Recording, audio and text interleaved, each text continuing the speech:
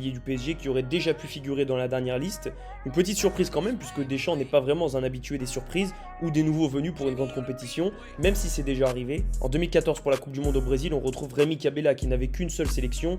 Il avait été appelé pour remplacer Clément Grenier, blessé juste avant le départ au Brésil. En 2016 pour l'Euro, pas de grosse surprise non plus, il y a la présence de Gignac qui avait posé question puisqu'il était parti un an avant jouer au Mexique et on pensait que ce départ dans un championnat exotique lui fermerait les portes de l'équipe de France.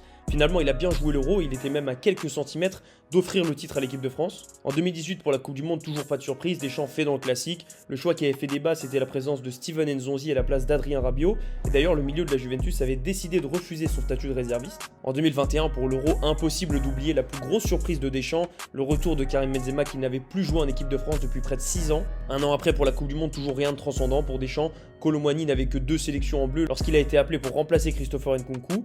Et cette année, c'est donc bien Bradley Barcola qui pourrait être la surprise de Didier Deschamps.